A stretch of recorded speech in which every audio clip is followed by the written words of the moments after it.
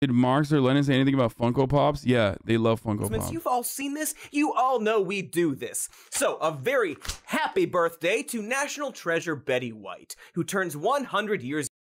MLK had some Marxist vibes, yes, but I don't think he wanted that tag. I think his Marxism was more coming from the Christian basis. First of all, there is such a thing as ecumenical Marxists.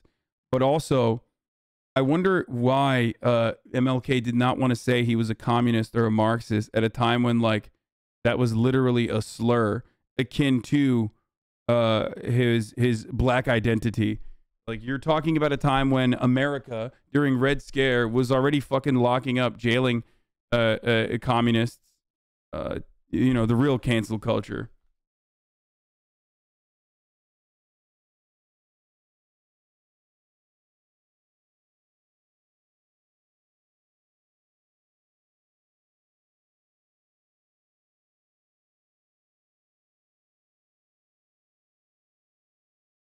Young today. What? Happy birthday to funny man Jim Carrey. Smoking. Somebody stop me. Life is like a box of chocolate. Okay, come on. On the third Monday of each year, we rightfully celebrate the life and legacy of the civil rights leader who utilized nonviolent protests to help bring about an end to explicit legal segregation in America, and pressured this nation to enshrine voting rights for its black citizens. Also, pretty good mustache. Like a 7 out of 10 on the mustache scale. And so, of course, we celebrate this day with a variety of store sales. A day off unless you're working at one of those stores or really any service job. And of course, the ritual of witnessing conservatives cynically appropriating MLK's message to promote their right-wing reactionary agenda. It's called the Mlk Dream Score, which would grade political candidates based on their adherence to Martin Luther King's I Have a Dream speech. So Obama would get a low score because although he was cool, his policies left blacks cold. Biden would get scored 0 for excusing physical violence at protests, creating polarization by branding people as racist, and having no interest in a, quote, beautiful... Wait, I mean, Biden, he's not wrong. Like, they would be scored 0, but not because, like, he excused violence at protests, dude. What the fuck? Homie said blacks, by the way, with a hard B. Okay. Full symphony of brotherhood. You can say that about everyone, from Jesse Jackson to the Squad. Compare that to Trump. His policies were more helpful to blacks than any modern era president. Today is the anniversary of the assassination of the Reverend Martin Luther King Jr. I was thinking, like, if he were alive today, I wonder what he'd think about such dismissive comments and about a Democrat Party that believes it can regain power. Dude, they're such fucking demons, dude. These are the exact same people disseminating the exact same sentiment that led to MLK's popularity being like fucking 20% approval rating at the time of his assassination, okay? It's so fucking crazy that they can spread this rhetoric in the most disingenuous capacity. By living in a constant state of protest or racial hatred and denial. Every one of us has a right to equal treatment by our government. That right is guaranteed by our Constitution. It's the heart of countless laws passed with well-deserved fanfare by our Congress over many decades. That right is inscribed on a monument on our National Mall to the Reverend Martin Luther King Jr., who would be shocked and disgusted if he watched Susan Rice on television today. Well, going forward, she announced this afternoon, quote, every agency in the U.S. government, a government that is, by the way, the largest and most lavishly funded organization in human history, every one of them will, quote, place equity at the core of its policy design, specifically and for the benefit of, quote, marginalized communities. Now, Susan Rice's speech was carried live by many news outlets, but as far as we know, not a single one of them paused to ask what exactly she was talking about. Now, in Vermont, they are saying that you need to be a person of color, or you don't get to get in that line. How do you react to that? Well, you know, this whole identity politics stuff is poisonous. You know, if Martin Luther King, Dr. Martin Luther King were here today, he would be absolutely offended. You know, he wanted people to be judged by the character and not by the color of their skin. Okay, pause it! Sorry to interrupt this proud American tradition, but I have to. Quick recap. So apparently, Donald Trump is the modern-day embodiment of Dr. King's philosophy. MLK would have hated protests for racial justice and would have been shocked and disgusted and I guess confused by the very notion of equity. And of course, he would have been absolutely offended by... Yeah, you know, he totally just like definitely did not lead a movement for that very specific purpose, which is pretty funny. Tom Piker's a fork biter? Okay, dude, come on. The idea that a vaccine rollout would prioritize communities that disproportionately suffer from the negative health consequences of a novel virus. You know, silly consequences like hospitalization and death. Yes, I'm sure the man who stated that, quote, of all the forms of inequality, injustice in health is the most shocking and inhuman, would be absolutely offended by the very idea that a state government might prioritize life-saving vaccines for the most vulnerable populations, particularly the Black community, who it turns out are at much greater risk of catching COVID due to the fact that they are less likely to be able to work from home, more likely to live in multi-generational households, more likely to rely on public transportation, and then on top of that, disproportionately suffer from comorbidities such as diabetes and heart disease and have less access to quality health care, which puts them at much greater risk of dying from COVID, you know, because of that pesky, long, and enduring legacy of racism in this country. Anyway, happy MLK Day, a holiday that comes with just as much accurate historical context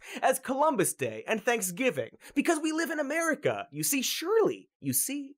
You know, I kind of feel like MLK would be more absolutely offended by the fact that over 50 years after his death, also known as an assassination, the same health disparities that existed in the 1960s continue to exist in the Black community to this day. That day being January 17th, 2022. A year we once assumed would have flying cars and robot sports. Where's my goddamn cyberball? But instead have many of the same tragic inequities from back when computers were the size of living rooms and films were tackling the controversy of interracial marriage. Right, Sidney Poitier died too. That sucks. But hey, at least we solved the interracial marriage stuff. No? Still struggling with that too, huh? Okay, well. Fun fact, the state of Virginia only after a lawsuit, I believe this past year or a year prior, 2 years ago, finally abolished their racial categorization system for miscegenation.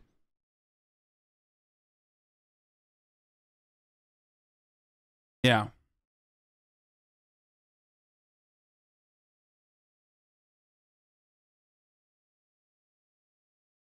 For the record.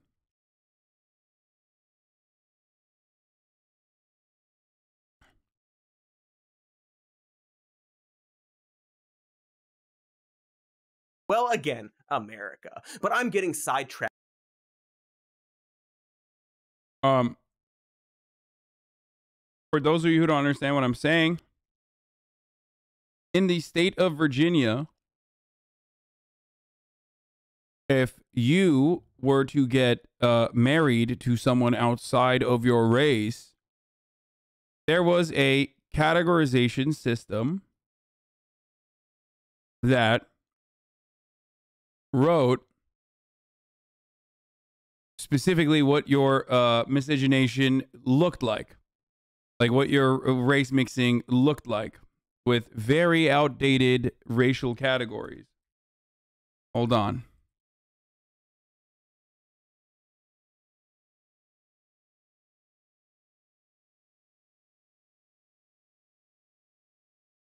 To you.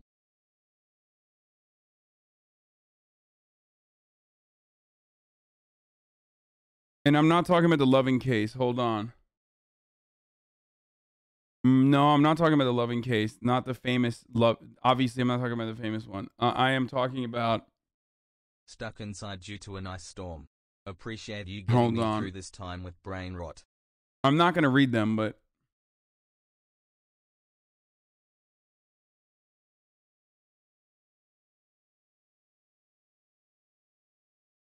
Hold on. All right, well, let's keep going. I'll find this in a second. We haven't yet finished our MLK Day tradition. Are there any other right-wing abominations I have to pee. I'll be back in a second. About what Reverend Dr. Martin Luther King Jr. stood for? There are literally colleges that are teaching kids that if they say, I am colorblind, this is an element of racism.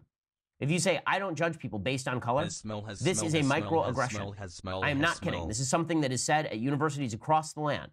That is a direct rejection of Dr. King's dream. So what is the left doing? They're saying, well, really, Dr. King's dream wasn't the colorblind society. That was just a bunch of sloganeering for the cameras. What his dream really was racial separatism and competing interest groups. His real dream was the Bernie Sanders socialist agenda that would overcome race with redistributionism. He was really a class warrior rather than a warrior in favor of racial integration. This is not why America celebrates Dr. Martin Luther King. And to pretend otherwise is, I think, a bit of nasty revisionist history that has some pretty serious consequences for the future of the country. That's right, my fellow US of A-holes. According to expert on black history Ben Shapiro, MLK was explicitly against redistributionism. He wasn't a class warrior, you see, and what he really wanted was a colorblind society. And to claim otherwise puts the entire country at risk. Thanks for piping up race expert Ben. Specifically, and coincidentally, MLK apparently wanted the kind of society and public policy proposals that Ben Shababadook envisions. The thing I will never understand is why people always say, oh, here it is. This is what, yeah, couples in Virginia can marry without disclosing their race. Finally. Guys, we did it. The Attorney General said denying a marriage license for a couple's refusal to disclose their race poses serious constitutional questions. And now the new forms actually have a decline to answer option. A lawsuit filed by 3 couples in Virginia has led to a statewide directive from the Attorney General. No one applying for a marriage license in the state should be forced to declare his or her race. This was in 2019, by the way.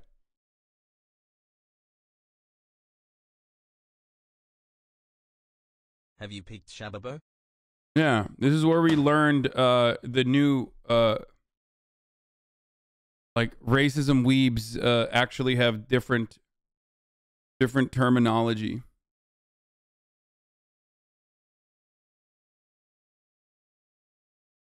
Ben Shababori. Like this. One couple, Sophie Rogers and Brandon Churchill, were presented with a list of outdated or offensive terms to choose from, such as Aryan, Gypsy, Occidental. I don't even know what Jackson White means. Hassle. Mohammedan, Muslim, when they applied earlier this month. And also Quadroon as well, which means a quarter black. Yes. Mohammedan? What the fuck?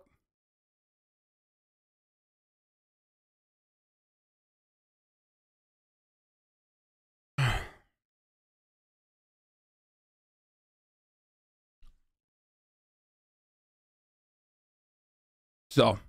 15 months, Bog. Thanks for the brain rot and Ray Grahams. Let's continue. Wow, how lucky for Ben. Only wait! Perhaps this Ben Shapipu fellow isn't right after all, and we'll get to that. But our special angry boy is at least right about one thing. Broadly speaking, Dr. Martin Luther King Jr. is not celebrated in this country for his promotion of wealth redistribution. But perhaps he should be, because wealth redistribution is absolutely something that he advocated for. In fact, there are a whole bunch of things that MLK believed in and fought for that he is not celebrated for today. But maybe, possibly, definitely should be. And yet, considering how frequently and consistently and mercilessly conservatives invoke Dr. Martin Luther King to justify their agenda, you could be forgiven for believing that he was a free market-loving libertarian. At least forgiven a little bit? Just a bitty?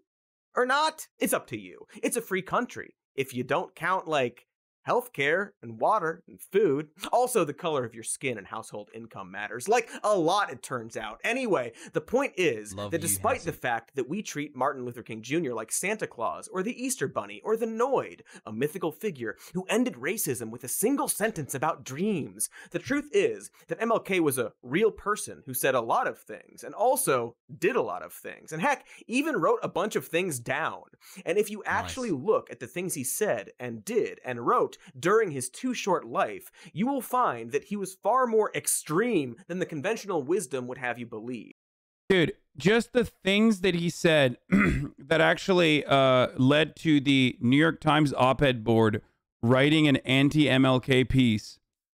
The things that he said on Ho Chi Minh and the Vietnamese liberation alone would put him in contemporary terms at odds with, obviously, the American State Department and their imperialist interests, as it did back then, and also would cause every fucking white neoliberal on the internet to say he's a tanky and to say he's like, unacceptable, and that like all of his work is actually, bad because he's anti, he is like pro Vietnam, pro North Vietnamese liberation, and he's a communist.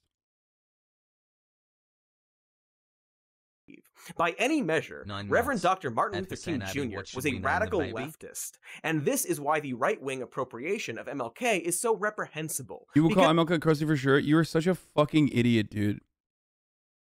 Like, people saying that I would be in opposition to things that MLK believes or are right now are so fucking stupid.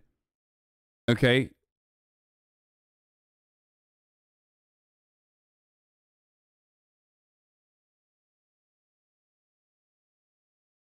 He was not an anarchist. And it doesn't even matter. Because the things that he talks about, I agree with now, even when most people still don't. So I don't know why you're saying this. Like, most people still to this day either have completely fucking memory hold his attitude towards Ho Chi Minh or are completely oblivious to it. And that kind of attitude, when discussed in public, is still one that draws a lot of ire from the average American. Dr. King in the War, his opposition to the U.S. role in Vietnam, said to herd position as rights leaders. 14 months of being radicalized. Purgatorium.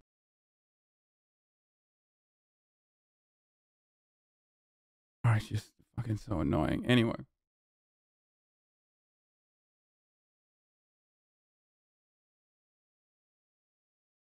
Dude, I don't know who this person is, but internalized. Can I make you a hog with VFX? All you need to do is get your face away from the mic.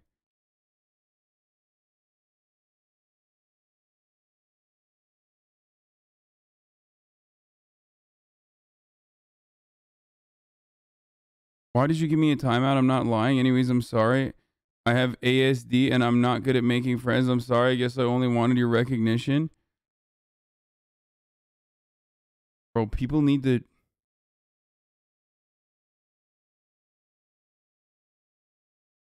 Dude, chill out, dude. Okay? Just step away from the fucking keyboard, okay? Please. For your own good.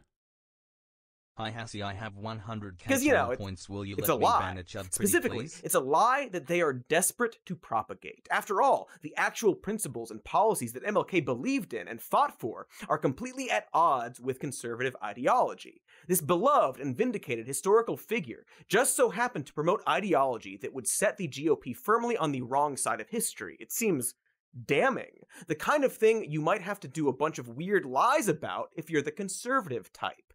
Now, you might have noticed that all these clips that I've shown you of right-wingers invoking MLK have centered around a single speech of his, but even more specifically, a single line from that speech. Because I have a dream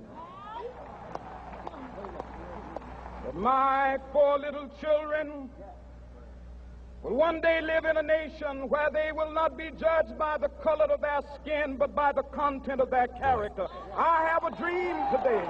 Boy, conservatives absolutely love this one single line. They sop it up like a delicious bread, gnawing and swallowing and shitting out distorted husks like the Sarlacc pit from Star Wars. Here is Congressman Jim Jordan tweeting, "We honor the life and work of Dr. King and his belief that it's the content of an individual's character that matters matters most. Weird thing for a guy who allegedly ignored/covered up the sexual abuse of student athletes during his time as an assistant wrestling coach at The Ohio State University to say, but sure. Honestly, Jim, maybe not a great move promoting the idea that people should be judged by the content of their character. Doesn't seem like that version of the world would work out for you. What with all the stuff I literally just said. But anyway. I do love when conservatives say that, because it's like, no, we are judging you by the content of your character, or rather, lack thereof. You know, your character sucks, dog. Is not the color of your skin, I promise. Like, you think it is the color of your skin, but it's not. It's just like your attitude, the things that you've done. You're a bad person. That's why we don't like you. I'm judging you because of the content of your character. You have no character. You have no morality. You're a bad person. Through and through. And yet, conservatives absolutely love invoking the legacy of MLK against current movements for racial justice. Here is former Congressman Joe Walsh tweeting, "In fact, if he were alive today, Martin Luther King Jr. would lead an All Lives Matter march on Washington, D.C. Would be..." The funniest part about this is that, like, they did that, okay? They actually did that. During the civil rights movement, conservatives did do this. So there is already an example of this. Okay? This idea that, like, MLK would be leading the counter-reactionary made-up fucking movement that came out as a reaction to Black Lives Matter is a laughable one, because we already have the historic example of that. White power is quite literally the historic example of all lives matter against Black Lives Matter. Black power was the name of the game. White power was created as a reaction to that, to do white identitarian politics. So, we already know where MLK was on that fucking spectrum, on that equation. They called him a communist race mixer.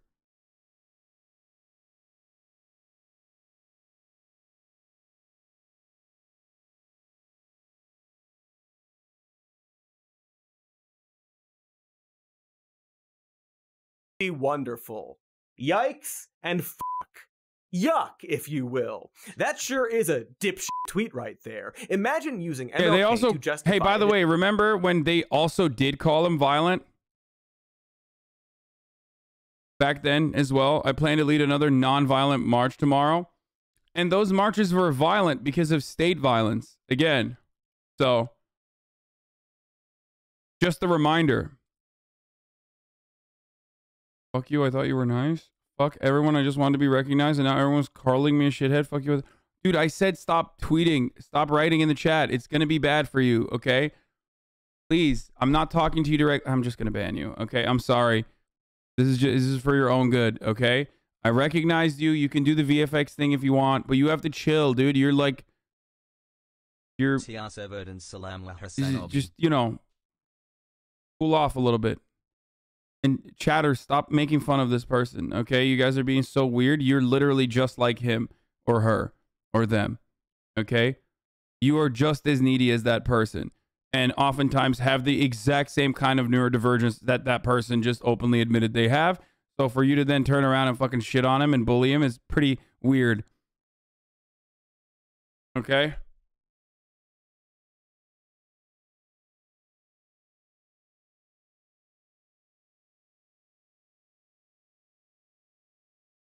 Anyway. I don't like when you guys do that.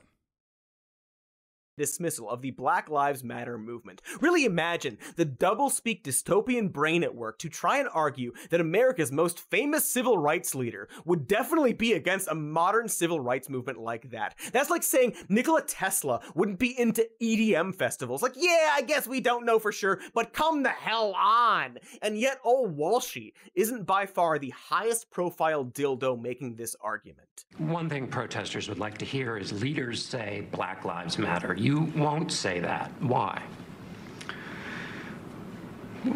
All my life, I've been inspired by the example of the Reverend Dr. Martin Luther King Jr. Ah, yes, former talk radio host and Vice President Mike Pence. I'm sure Martin Luther King would have hated the phrase Black Lives Matter. Somebody told a lie one day. They couched it in language. They made everything black, ugly, and evil. Look in your dictionary and see the synonyms of the word black. There's always something degrading and low and sinister. Look at the word white. It's always something pure, high, and clean.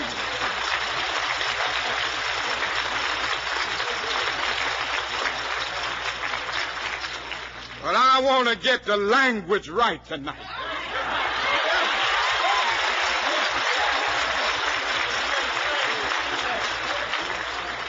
I want to get the language so right that everybody here will cry out, yes, I'm black, I'm proud of it, I'm black and beautiful. Ah. Wow, he's so racist, dude.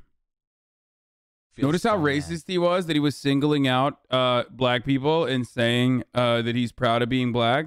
Why can't white people say that about being white? Oh, wait. That argument that I just conducted is exactly the same thing that people are saying now with All Lives Matter, and that's precisely what they said back then. That is exactly at the heart of the fucking white power movement. That is exactly what they did back then, and they're still doing it. The only difference is that they've gotten better at propagandizing in a more inclusive capacity, and the only reason why they can propagandize, they have to propagandize in a more inclusive capacity and say all lives matter instead of like white lives matter, for example, is because we are living in the post-civil rights movement era. Okay, so there was at least some level of success within the civil rights movement, and that is the reason why it has to be more insidious. The racist, agitated propaganda has to be more insidious and has to be hidden. Jeez, Marty, did you not hear what Joe Walsh and Mike Pence said? Not very colorblind of you to say that black is beautiful. Did you ever consider the idea that all skin colors are beautiful? Goddamn, do these conservatives love quoting this one line? It's like a rite of passage for them. They think of it like a magic spell they can use to minimize any and all prominence of racism in America. It is the I have a black friend of political sentiment. Because if America was a racist country, like some people say that it is, Arbery's killers would not have been found guilty by a nearly all-white jury in Georgia. Now, most Americans, people of all races, truly believe in and are inspired by Dr. Martin Luther King's. Dude, I fucking hate Tulsi Gabbard so much. And every single one of those Tulsi simps that are delusional and brain dead, they quietly admitted that she was bad. Some of them did. Some of them still advocate for her. Some of them quietly admitted that she was bad and just moved on to the next fucking annoying little shit stain like fractionalist reactionary grifter content that they can advocate for. It's so annoying. Adage that we are all God's children, and as such we should judge each other based on the content of our character, not the color of our skin. Forget the fact that it took more than 2 months for Ahmaud Arbery's killers to be arrested, and it took a fucking video of the incident going viral to prompt their arrest, because, you know, the prosecutor was allegedly using her position to discourage arrests in the case. Great example of how our justice system is totally not racist. And yes, I'm calling future vice presidential candidate Tulsi 2024 Gabbard a conservative, but only because she is. Come at me, Tulsi heads, but like not really. All right, keep your distance, please. I'm a nice man.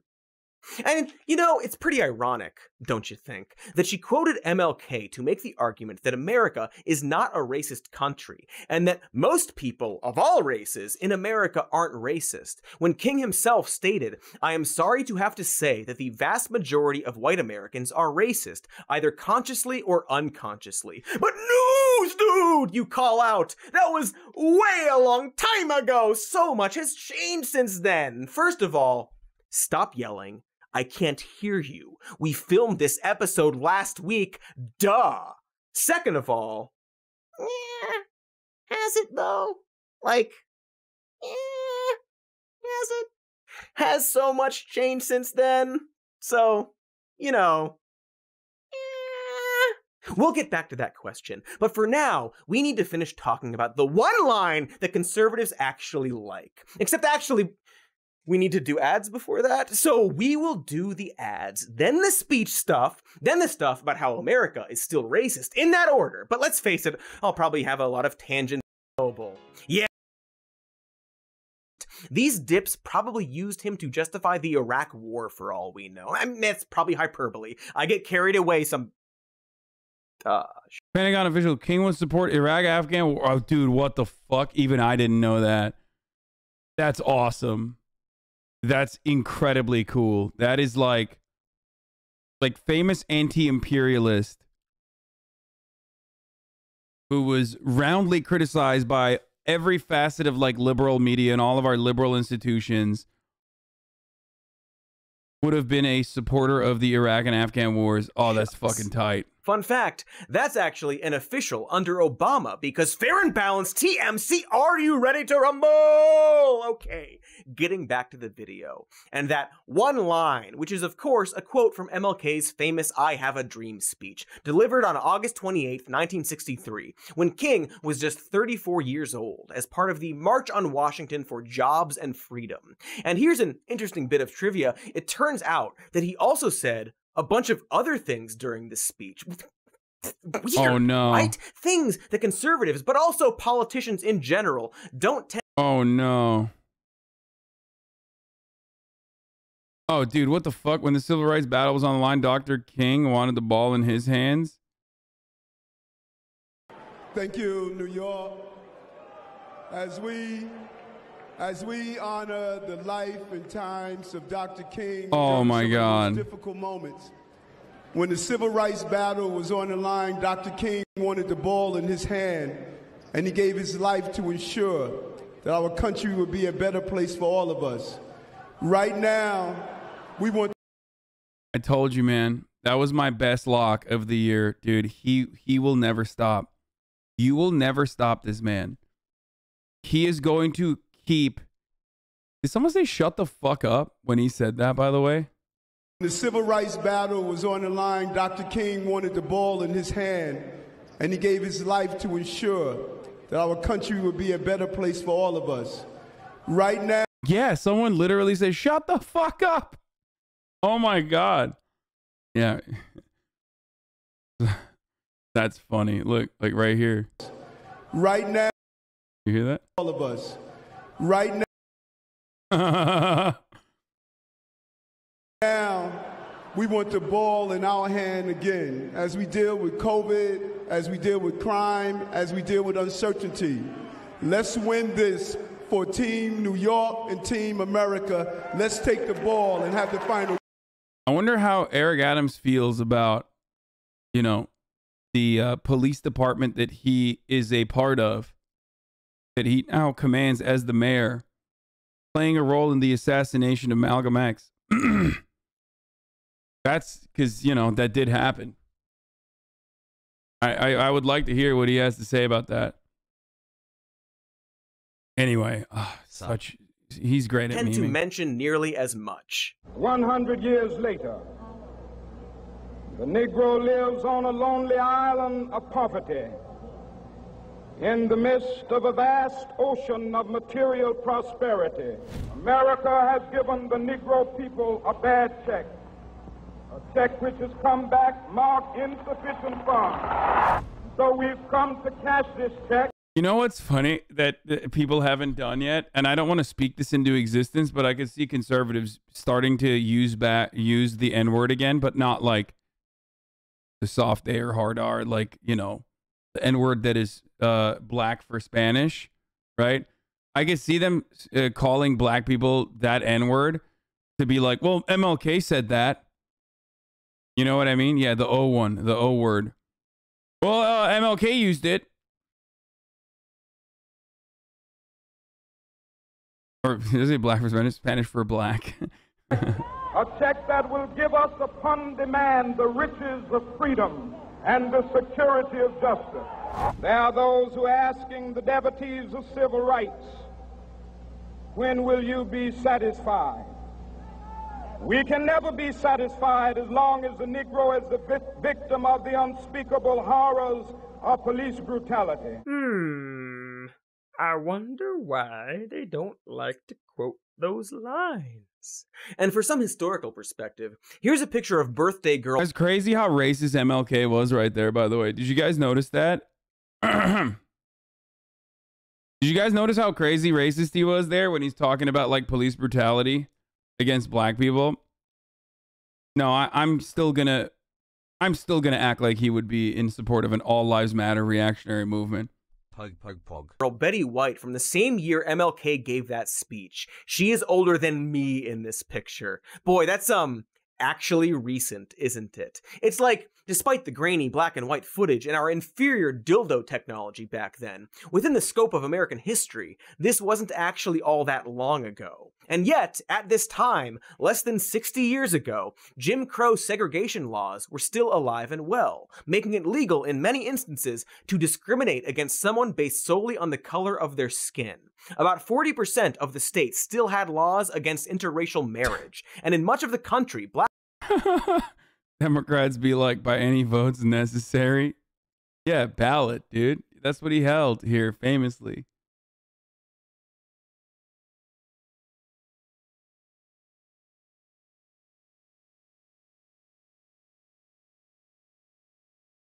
black people were, in effect, denied the right to vote. So you can understand why, during this time, one of the main demands of civil rights leaders like MLK would have been a plea to end the era of explicit legal discrimination in America. And one of the primary obstacles to achieving this goal was that many white Americans judged black people by the color of their skin, not by the content of their character, and therefore did not support the end of legal discrimination against black people. The notion that individuals should be judged by the content of their character, not by the color of their skin, is something that everyone should agree with. Unless you are a literal Nazi, then you should disagree on account of you being a Nazi and all that. It wouldn't be very consistent if you agreed, you Nazi. Ha, gotcha. What I'm getting at is that at the time, it was extremely necessary for MLK to promote this idea, but not only this idea. And by today's standards, judging someone by the content of their character is a much lower bar, because in theory, of course we need to judge people by their character over the color of their skin.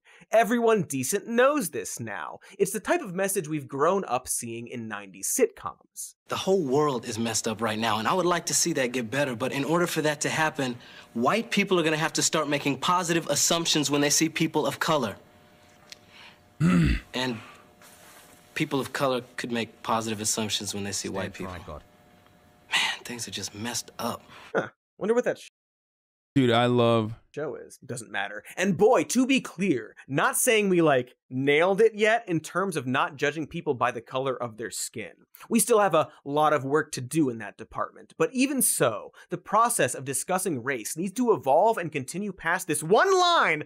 I love the concessions that like every black person has to always give when talking about like racism in this country, especially in mainstream media, you know, in like liberal mainstream media, where it's like you can't just be like, white people need to stop hating black people. You have to also be like, and black people need to stop getting angry at white people as well. It's like, dude, it literally is completely irrelevant to the conversation. Okay.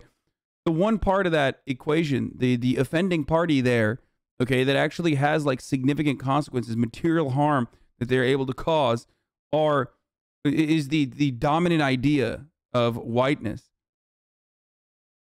It's just like, it doesn't matter. It straight up does not fucking matter.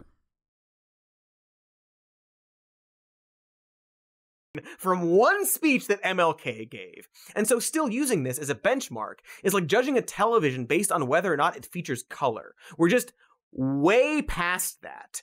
But this is where conservatives seem to stagnate, and often jujitsu this one line against efforts to achieve better racial equality and pervert its meaning to further their selfish agenda. They twist a concept that promotes interpersonal respect, community harmony, and genuine equality into one that ignores the impact of history, dismisses the legacy of slavery and systemic racism in America, instead promoting myths about meritocracy. Only whites races exist. That's not what I'm saying. God's loophole, the poop hole loophole. What I'm saying is, and I've said this a million times over, people get really upset about that. Okay, Twitch is gonna fucking ban me for saying this again. You know what I mean? But on the one side, you have people's hurt fifis. On the other side, you have systemic racism. Putting those two in the same exact argument makes it seem like there is any kind of equivalence here, okay? But it's such a false one. And more often than not, it's a cynically applied false equivalence, which leads me to constantly say, that's bullshit, okay? Sure, be nice to white people. Of course. Be nice to everyone, right?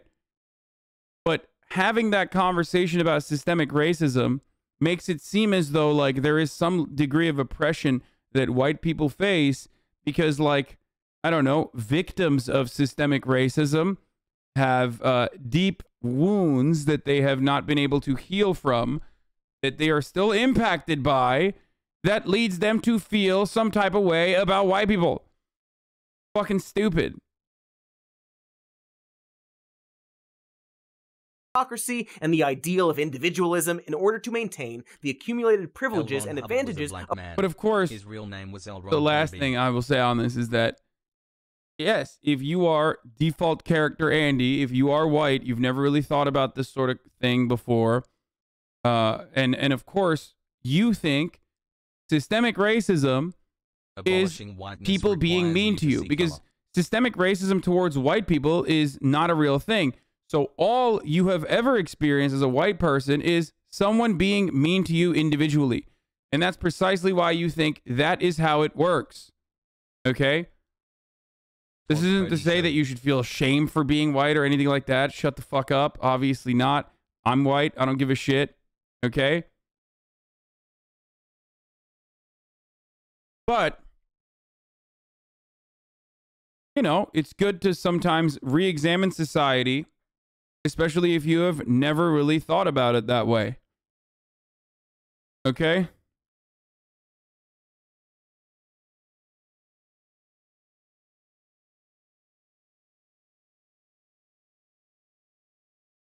afforded by white supremacy, all in support of enabling the exploitation allowed by our current system of capitalism. You know, like making people work on a federal holiday celebrating a civil rights leader. Hey, speaking of that, fun, extremely ironic trivia for you. It turns out that this holiday was started by this guy.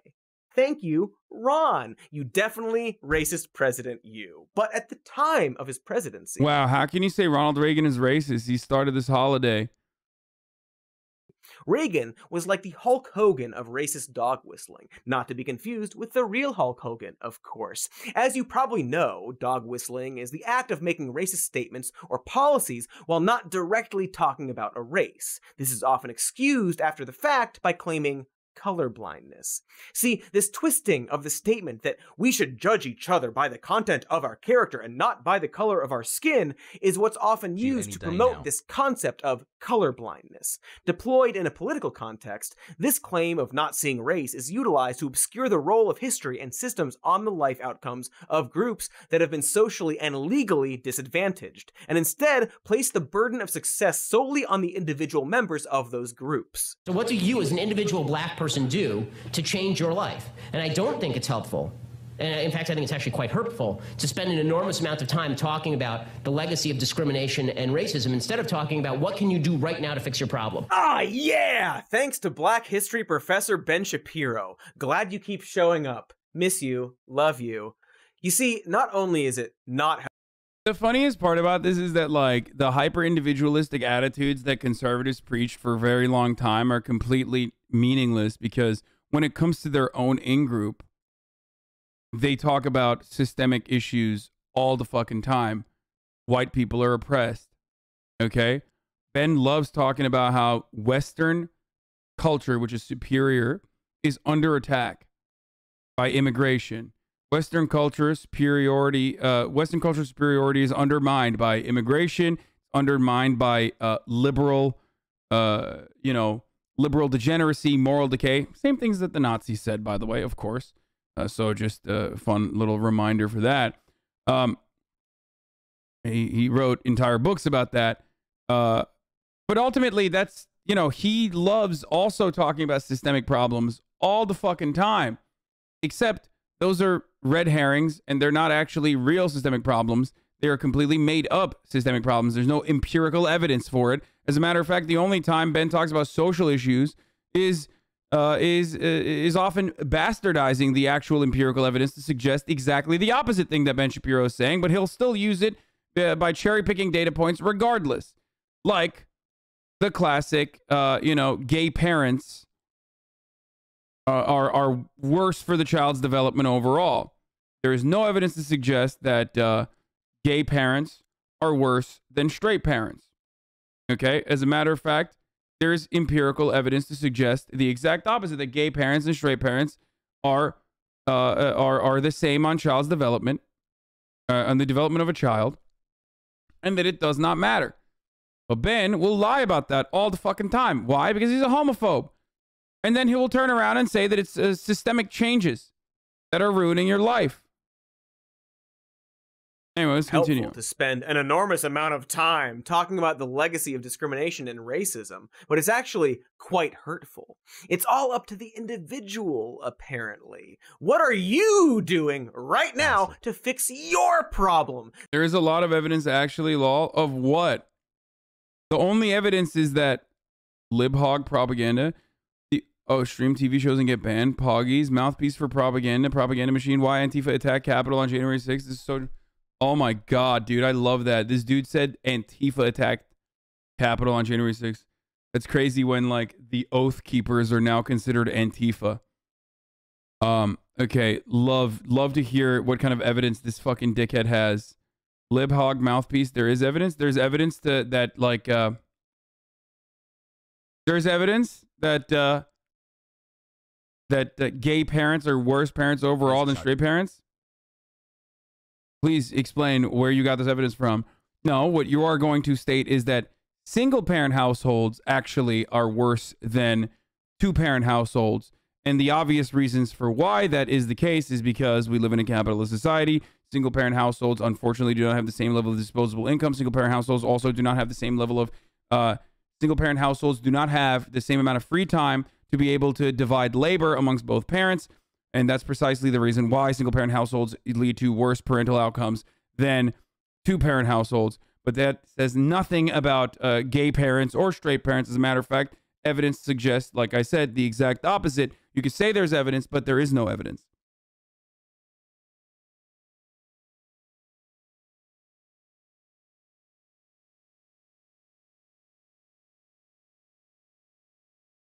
Oh, man.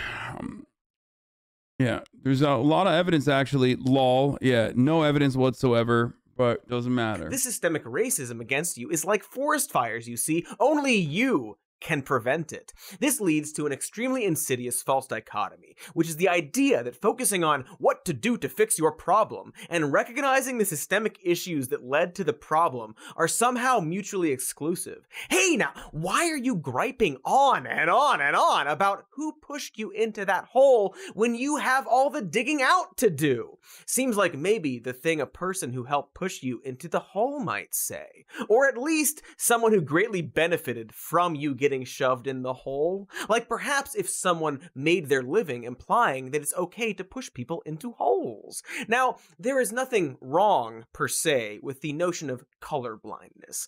Colorblindness would be fine if the concept of race had never been invented in the first place. And I do mean invented, because race is not real. That is to say, it is not a biological reality, but it was invented. I'm not being abstract here. The concept of race was literally invented. The word itself had only a broad meaning until the 18th century, and it was invented for a very specific reason, namely to prevent slavery. Enslaved Africans and European indentured servants from forming coalitions over their shared economic interests in opposition to the wealthy ruling class that was exploiting their labor during the early days of colonization. Not sure who the official inventor of race was, but I'm guessing he had a name like George or Andrew or Fish or Chips.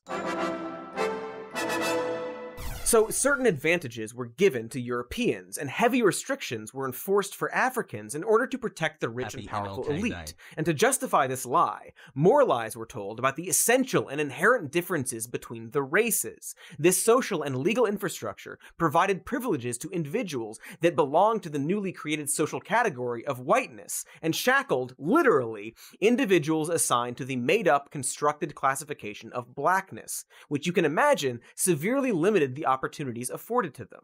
And so when King said, "I have a dream that my 4 little children will one day live in a nation where they will not be judged by the color of their skin, but by the content of their character," he is challenging the idea that the superficial phenotypic trait denotes anything whatsoever about intrinsic worth. He is challenging the notion that there is something inherently less valuable about Black lives. One might even say, and I will, that he is saying Black lives matter. It's also worth noting that he doesn't actually use the phrase colorblind in this.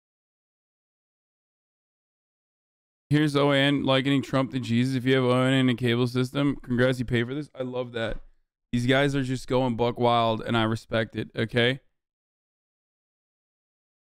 This quote, because the problem isn't noticing that an individual has a different skin color. The problem is assigning some kind of fundamental value to this trait.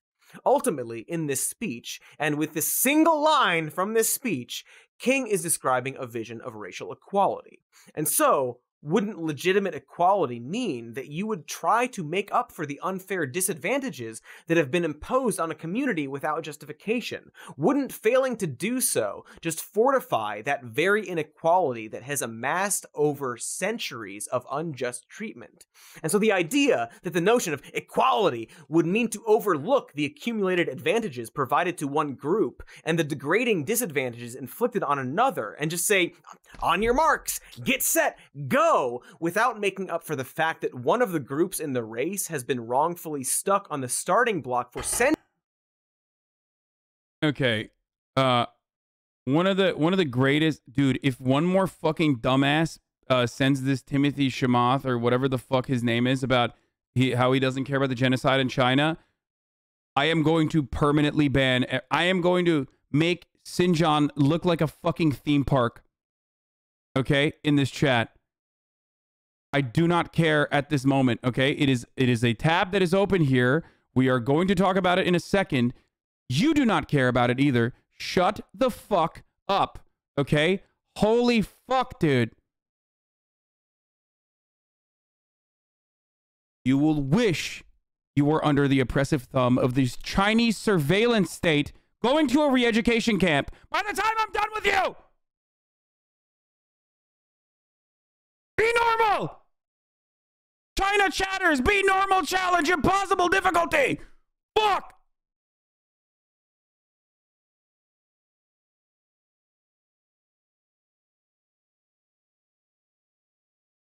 Everybody, it's like the biggest news story of the day, dude. It's like, no, it's dumb as fuck. God damn, dude. You know I am an authoritarian leader in this chat. I serve you the fucking ads at the top of the hour. Okay? Doesn't matter. You will see those ads whether you like it or not. And the only way to stop seeing those fucking ads at the top of the hour is by subscribing.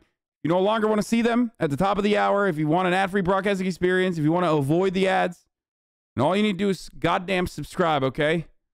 I am the chairman.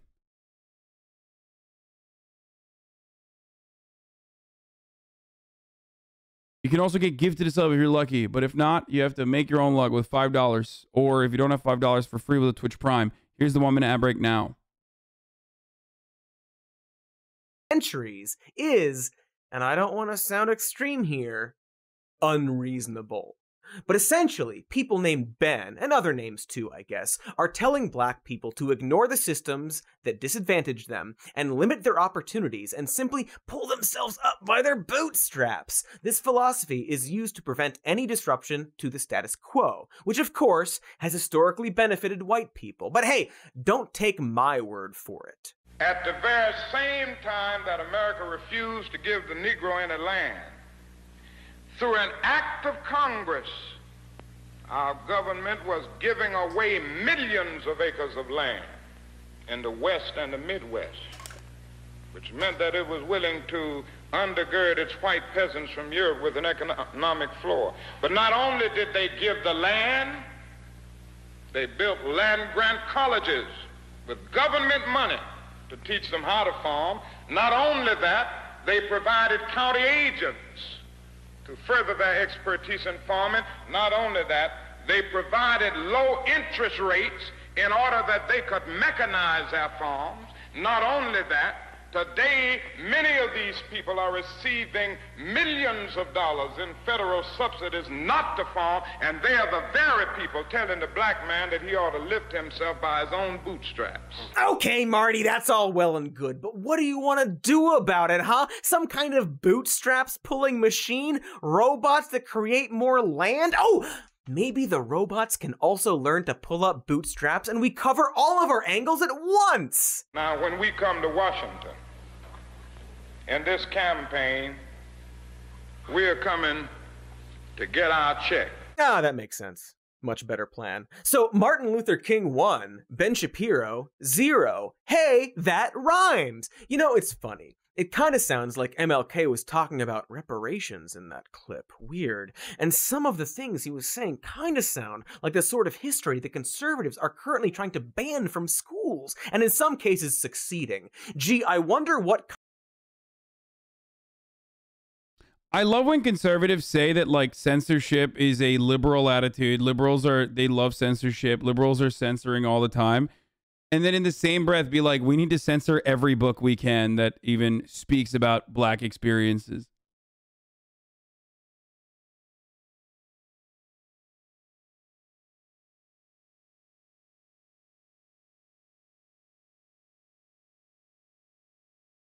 I've said this time and time again. Do not be duped, ladies and gentlemen, NBs.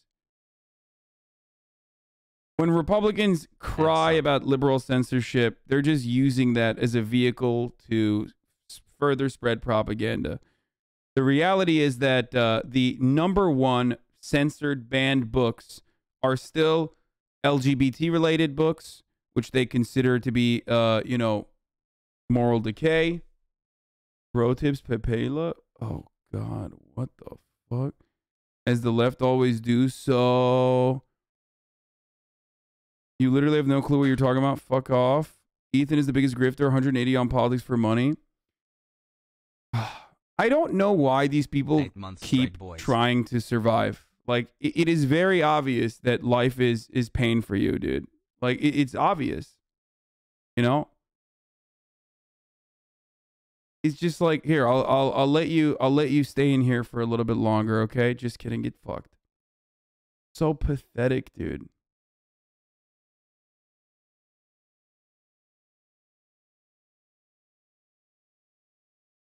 Listen.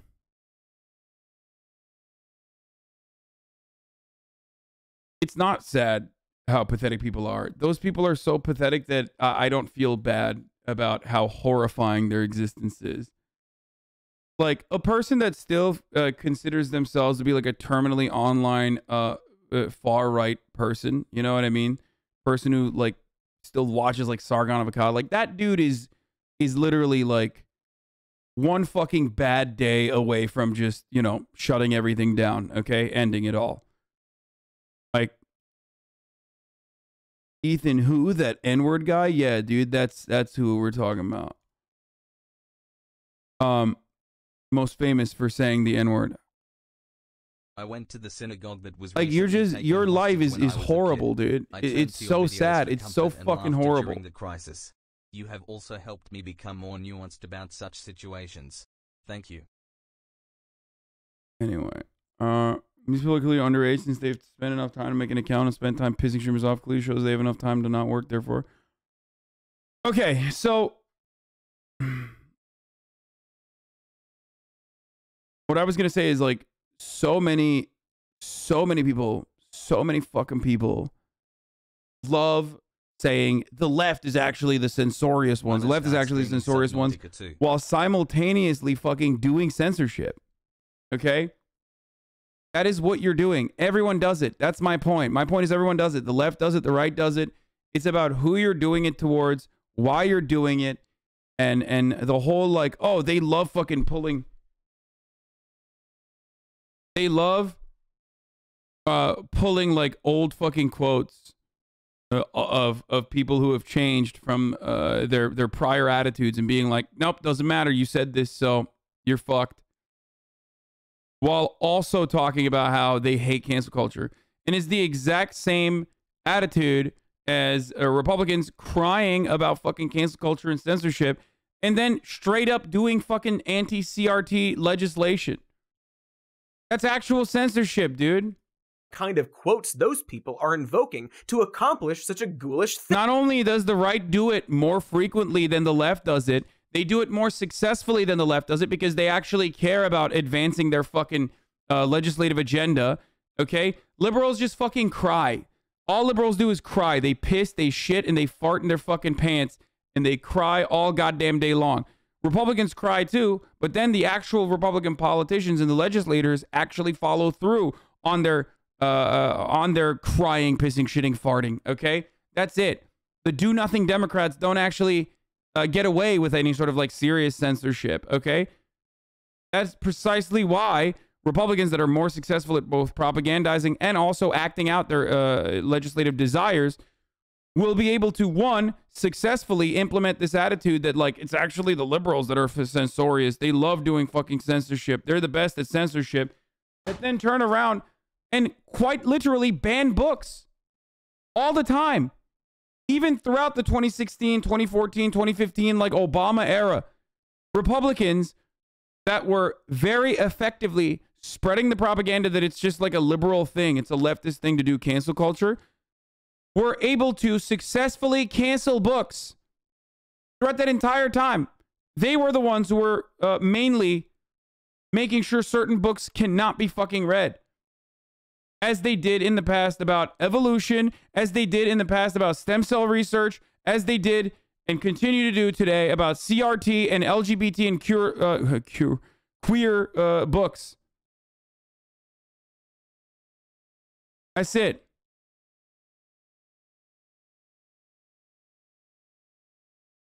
Thing. We're trying so hard to live up to those immortal words of Dr. Martin Luther King Jr., who implored us to be better than we are, to judge one another based on the content of our character and not the color of our skin.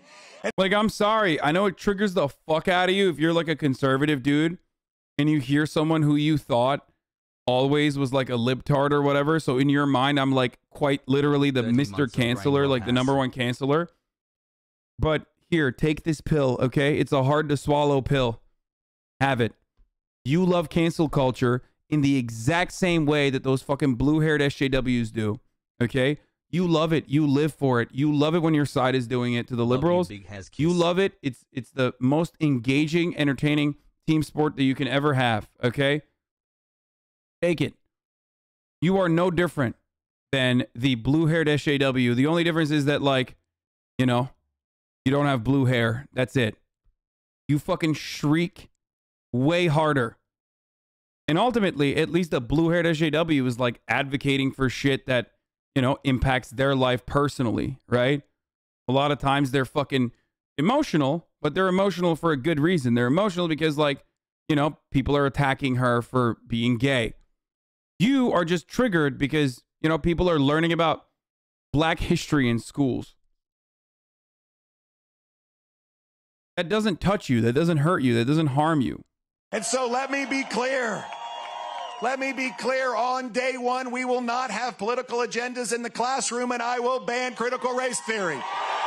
Yummy, yummy, yum. What a surprise. That was, of course, the newly inaugurated governor of Virginia, Glenn Youngkin, who ironically assumed office on MLK's actual birthday just 2 days ago on January 15th. Youngkin won the governor's race in part by hyping the manufactured hysteria over critical race theory. And not to be outdone, Florida Governor Ron DeSantis has taken things even further and introduced, big eye roll incoming, The Stop Woke Act, allowing parents to sue over the teaching of critical race theory in schools. And how did he unveil this new bill? You guessed it, he also invoked the words of Martin Luther King. You think about what MLK stood for. He said he didn't want people judged on the color of their skin, but on the content of their character. You listen to some of these people nowadays, they don't talk about that. Boy, I kind of fucking hate that. The sadistic cynicism of conservatives quoting MLK to justify a ban on the supposed teaching of critical race theory in schools. Which will ban MLK from schools.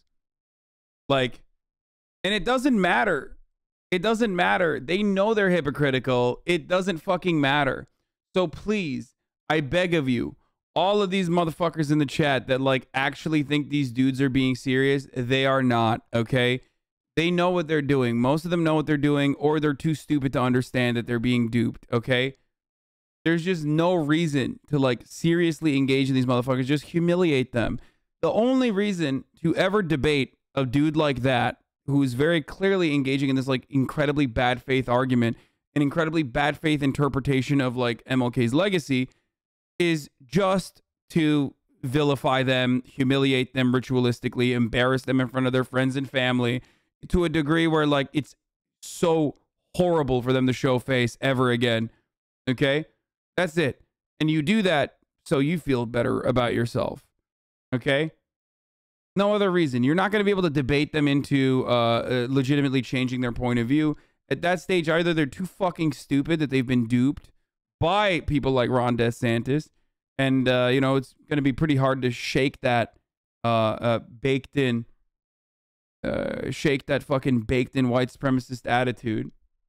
Okay? Or they're doing it cynically.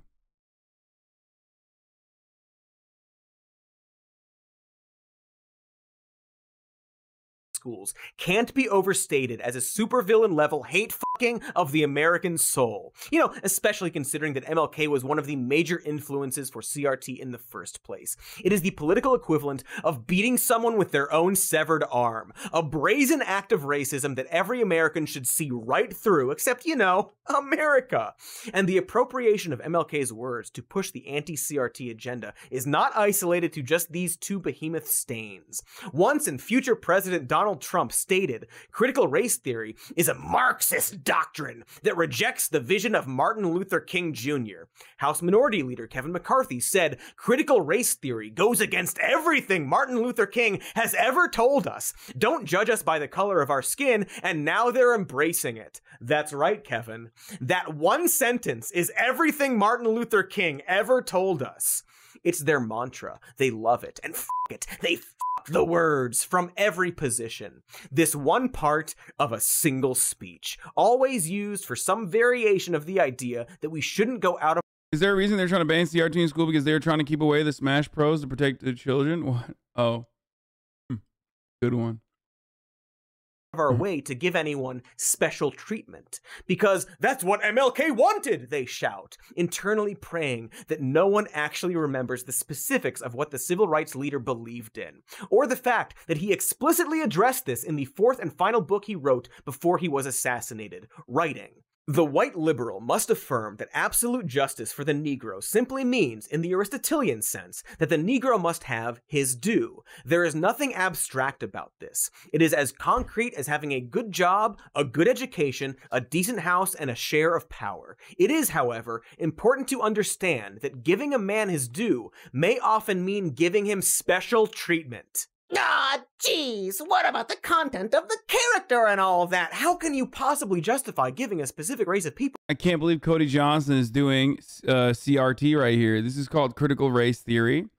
Critical race theory is when you move beyond the only fucking thing that conservatives love to talk about with respect to MLK, which is the color of the skin, content of the character argument. Anything outside of that would be considered critical race theory, and Martin Luther King would be very upset at you for even discussing it. He would hate if you were to talk about anything other than the bastardized singular quote. that you have of him that you use once a year, every year.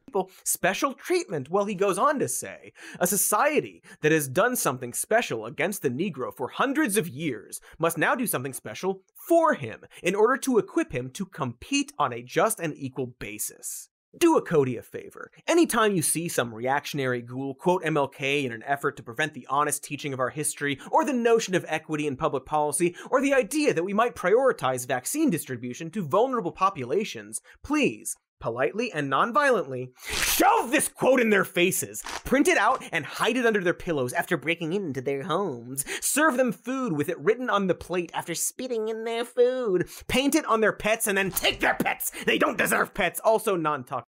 What's so cynical about this is the fact that all the boomers were alive and sentient young adults when MLK was leading the civil rights movement. Like, this isn't some prehistoric legend. He existed in the lifetimes of so many in the country. Yes. Yeah, our president. Like, he was around. You know? Most of Congress was around and alive. Some of them were already in politics at that time.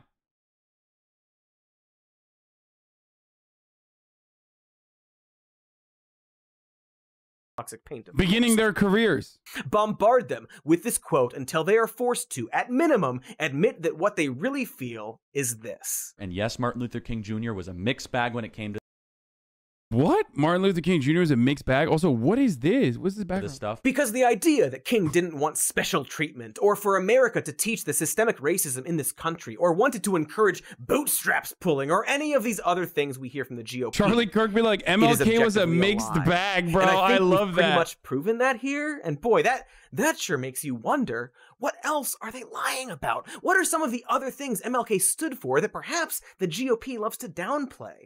We should probably explore that in due time, like in the time it takes to watch these neat ads. Oh boy, ads! MLK loved ads, you guys. He with the GOP today, or also the entire country when MLK was alive.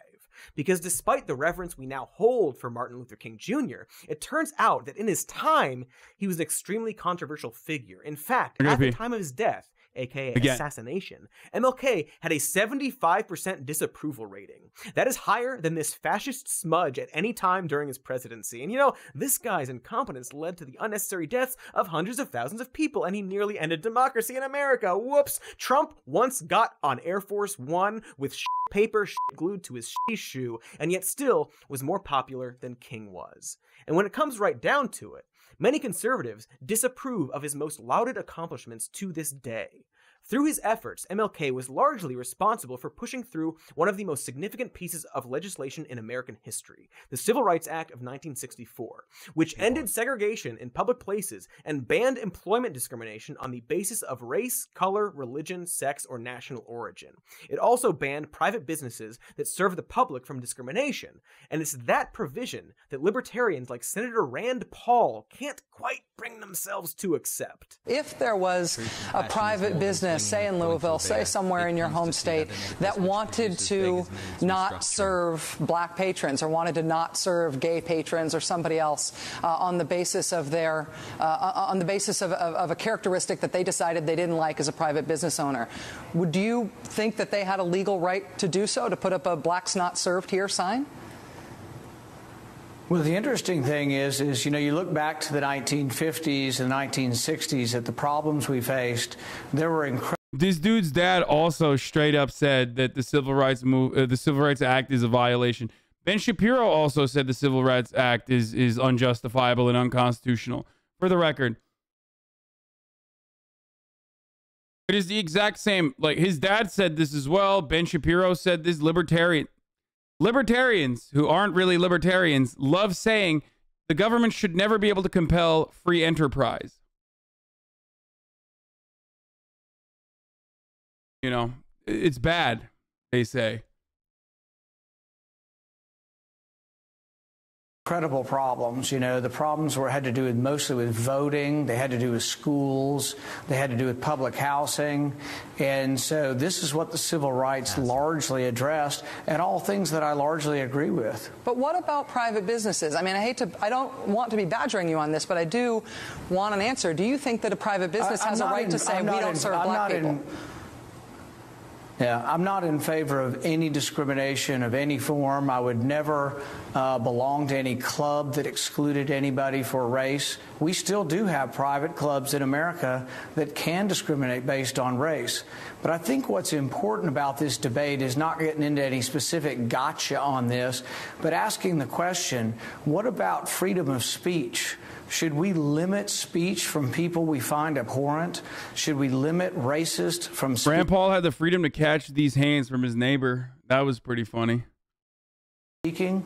I don't want to be associated with those people, but I also don't want to limit their speech in any way in the sense that we tolerate boorish and uncivilized behavior because that's one of the things freedom requires. And nice sidestep, Rand. Sure seems like you're cool with letting businesses discriminate based on race. But hey, that's what freedom requires, folks. The ability for the soul gas. Rand Paul's right. Dude, no, he's not, dude. No, okay, he's not. Thank God people like you were mostly just fucking people like you or people that have attitudes like you are dead now. Thankfully, okay? You can try to like revitalize that movement as best as you can, but most of you died. How? Well, you know, people usually die after the age of 85 to 90. Okay? What an idiotic fucking thing. Let me explain that the businesses should be able to have the right to discriminate towards black people. Please explain to me why the civil rights movement was actually bad, chatter. Debate away the civil rights movement, dude. Let's hear it, motherfucker. Go on.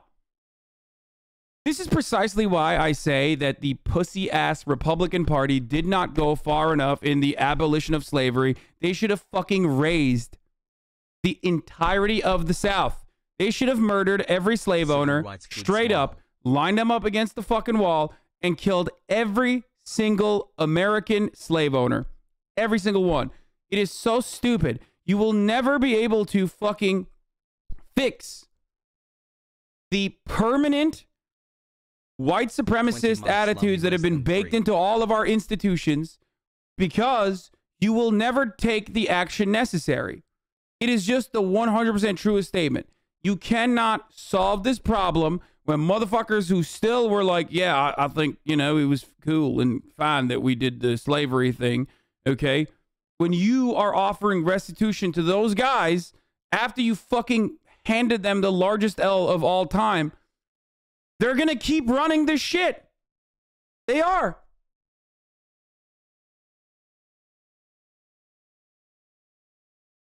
But the issue is liberal white abolitionists, okay, abso-fucking-lutely we're like, oh, I don't know, this Reconstruction project is not working well enough for us. I am a little afraid right now. I don't know. I mean, it seems like there's a lot of chaos in the South. Maybe we should just like do everything we can to help those you know, white capital owners. If you fight power of power, somebody loses. If you truly want humanity as a whole to succeed, you should love and accept people for who you wait, what? For who they are? What? You said Rand Paul is right because he is standing in opposition. He's saying that, you know, businesses should be able to discriminate towards races. No, man. No. They shouldn't. Like, what do you think, like, hugging and kissing, you know, Southern slave owners and Confederate generals was going to fucking win the Civil War? Is that what you think? Why do people always say, like, hey, man, in order to defeat racism, you just got to accept it?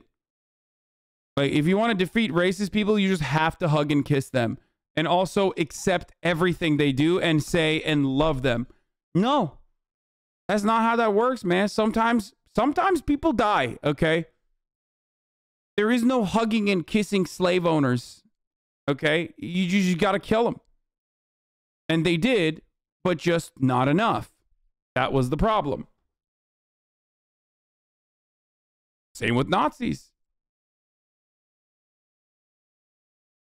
The USSR's approach to the spreading of Nazi ideology was better than the Western one. You know? Gas station or motel on the highway to say, sorry, we don't serve your kind here. Or the only cantina in town.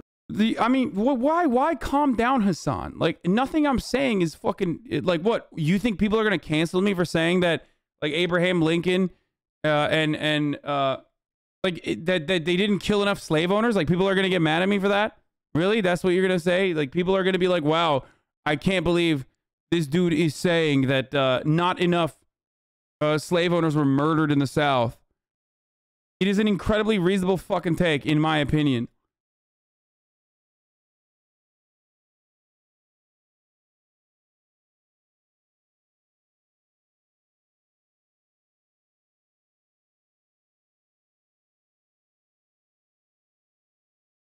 John Brown did nothing wrong.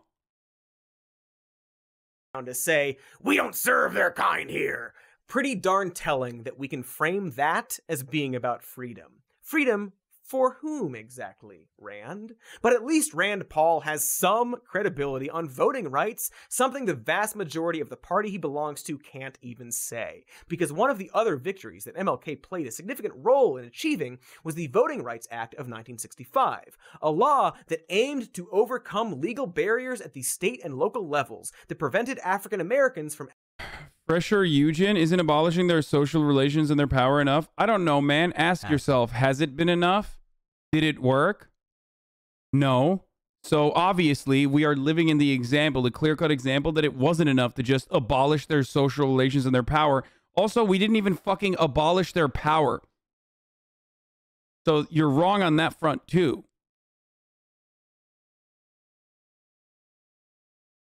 The only thing you did was like trigger them, you know, by allowing like some black Republicans to take like marginal power, fractional power every now and then, while simultaneously, you know, allowing a new social caste system to take the place of the prior caste system that was codified, okay, which it didn't even take too long to also codify the new social caste system with Jim Crow laws anyway. And then the government also gave money to the slave owners too. They appeased them, they hugged them, they kissed them. It is precisely the fault. Like that is exactly what I'm saying. When you hug, kiss, and you know, normalize slave ownership and those who actually got fucking obliterated, sorry, Ajahn, you radicalized. You're not going to win. You're not going to win the ideological battle. It is insidious. President 2028.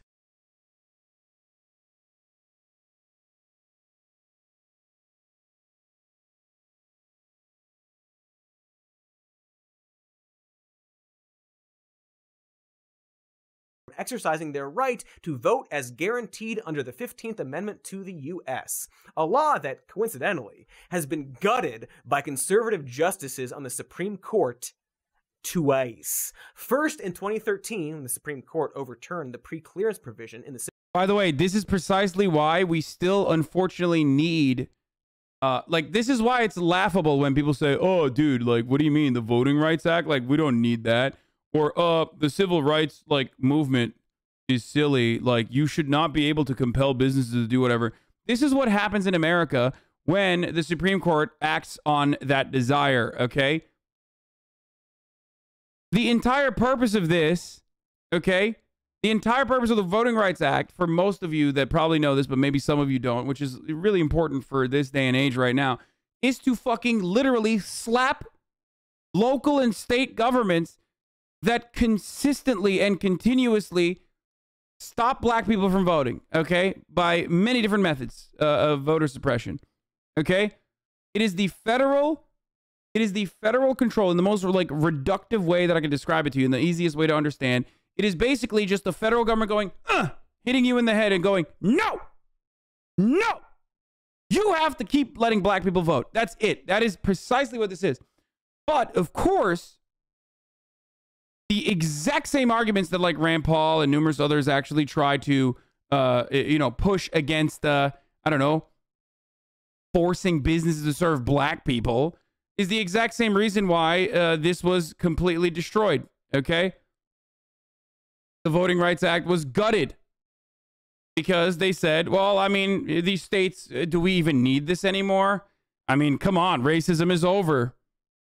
There's no reason to, you know, federally make sure that states won't states won't act out of pocket and stop black people from voting. Come on, no one would do that. Just kidding. That's precisely what they immediately did. Civil Rights Act, which required certain jurisdictions with a history of racial discrimination in voting to get approval from the DOJ when enacting new voting laws. In her dissent, Ruth Bader Ginsburg said that throwing out pre-clearance when it has worked and is continuing to work to stop discriminatory changes is like throwing away your umbrella in a rainstorm because you are not getting wet. Great point, RBG. Still wish you'd retired when you had the chance. That would have been neat. But for his part, conservative Justice Antonin Scalia of Antonin Scalia Retire Bitch fame referred to the law as a racial entitlement. That's right. He referred to a law designed to protect a law that allows black people to vote, okay? A law that was passed so that governments that historically have done everything they can to stop black people from voting, okay? A law that makes them, forces those governments to seek pre-clearance with the Department of Justice. That law is entitlement, because if you're black, voting is a racial entitlement. You are not allowed to vote in the eyes of Antonin Scalia, okay? You are not.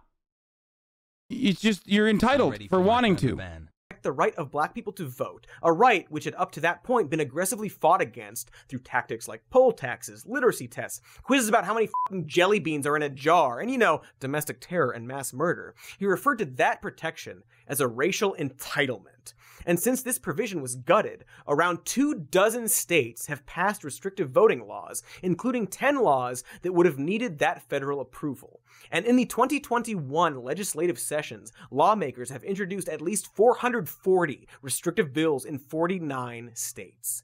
So it seems that while many conservatives like to quote the one line of MLK, they don't actually agree with what he actually advocated for. Because again, I mean, Antonin Scalia was unironically anti-gay marriage, and his dissenting opinion was saying that, like, if gay marriage is allowed, then it's a slippery slope into men marrying dogs. So that guy was a Supreme Court justice, and one that is still cherished often and celebrated by Ruth Bader Ginsburg herself, rest in piss, and all these other liberals as well. Okay? Yep, that's right, baby. Antonin Scalia, if you've ever taken a constitutional law class, you already know what I'm fucking talking about. Antonin Scalia actually wrote a dissent against gay marriage, where he said, if we allow men to marry men, then what is to stop them from marrying dogs? That's right.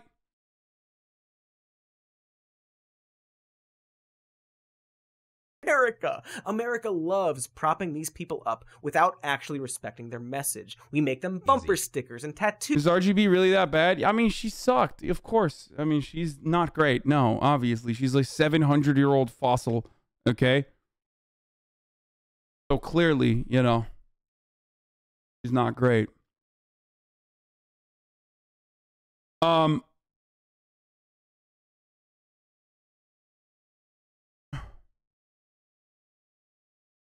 I'm just saying in this particular instance that she was bad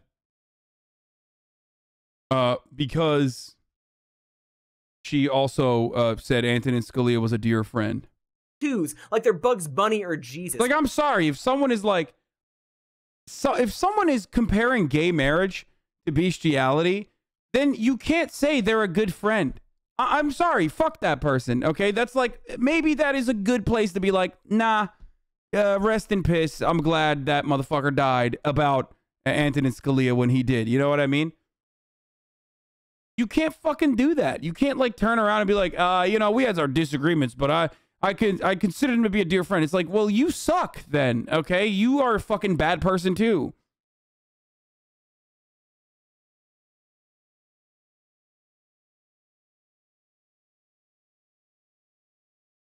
Both of whom died for us and came back. And I say America specifically, because let's certainly not let liberals off the hook. You might have noticed that MLK's quote about how special treatment may be required to make up for the injustices of the past started out with a critique of the white liberal. Yes, it turns out that MLK had a lot to say about the white liberal and the white moderate. There is a lot that Dr. King asks. This is one of my favorite King quotes of all time, one that I've used many, many times over, which ironically people will literally fail to understand. This is probably the number one quote that that the people that it's directed against misunderstand it. Of a lot of people. And I think on this day meant to celebrate him, the question we need to ponder is, what exactly is Martin Luther King Jr.'s legacy? What should it be? And are we truly living up to it? And who better to answer that question than a guy who looks like me? Because the conventional narrative tends to go from his I Have a Dream speech and the legislative accomplishments of the Civil Rights Act and Voting Rights Act 3000 straight to his assassination. But MLK actually had a lot to say in the intervening years that we don't actually talk that much about. For starters, what did he think about the progress that had been made towards achieving his dream? I must confess that odd take that you can't be friends with people you disagree with. Hey, dumbass, I'm friends with plenty of people that I disagree with. That's entirely separate than someone who unironically is so homophobic that they say a man fucking another man is akin to a man fucking a dog. Would you be able to be friends with someone who is so racist that they think race mixing is the same as like a man having sex with a beast or an animal? There are plenty of people who think that. As a matter of fact, that was the same exact argument launched against miscegenation back in the day.